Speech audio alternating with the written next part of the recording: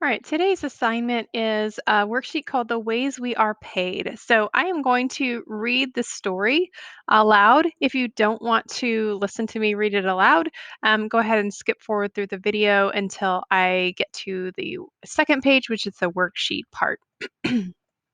So, Tom has been a full time firefighter for 6 years. He loves every shift spent at the firehouse. A few months ago, while working, Tom fell through the floor of the burning home.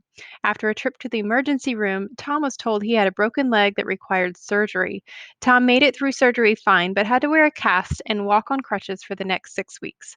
In addition, he needed 4 weeks of physical therapy after the cast was removed. Since his injury occurred while he was working, his medical expenses qualified for workers' compensation. Tom filed a workers' compensation claim as soon as his injury was diagnosed. Workers' compensation paid for all of his medical expenses, a grand total of $31,365 between the emergency room visit, surgery, doctor's visits, a short hospital stay, and physical therapy. Tom's employer gave him a light duty assignment while he recuperated. Therefore, Tom only missed 2 weeks of work rather than the entire 10 weeks while he was on crutches and receiving physical therapy. As one of his employment benefits, Tom had accumulated 35 paid sick days over the last 6 years.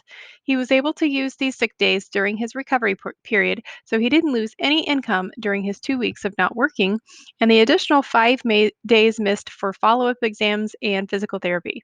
This totaled $2,500 in wages that would have been lost without paid sick days. Thanks to workers' compensation and sick leave provided by his employer, Tom had a quick recovery and returned to fighting fires with no financial hardships from medical bills and lost wages. This helped him avoid stress during his recovery, and his quick return to work enhanced Tom's well being. So, looking at this chart, it's asking you specifically about workers' compensation and paid sick leave separately. And then you're to fill in the chart to answer each of these questions. First, how did the program or benefit help Tom? So, you could think of finances, but you could also think of emotionally or other ways that workers' compensation was there to help Tom and paid sick leave. And then what monetary benefit, what dollar value did he receive from each benefit and program? Make sure you're not looking at anything except what he physically received in the form of a check or cash.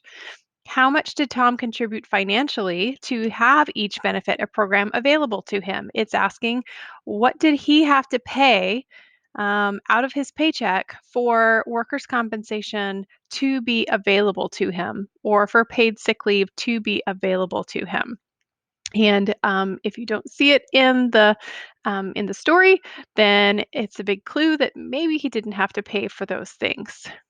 And then finally, if the benefits were not available, what would it have cost Tom out of pocket? That's probably going to be very similar to this answer right here. The monetary benefit that he received from the program is the same as what he is not having to pay out of his pocket for the program.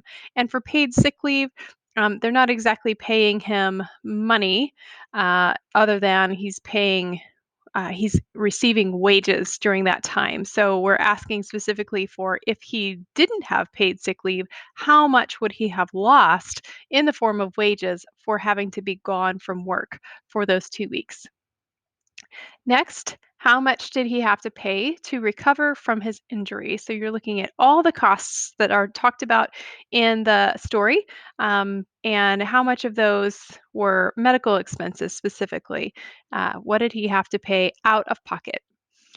What would have happened to his income if he didn't have the benefit of paid sick days? So, a lot of the answers for this bottom part you're getting directly from the answers that you put in the chart above. Do you believe Tom would have had the same outcome and quick recovery without workers' compensation and sick leave? So think about the scenario again. And if he did not have workers' compensation and he did not have paid sick leave, what would have happened? And just make sure that it makes sense. Give some reasons to support your side of this.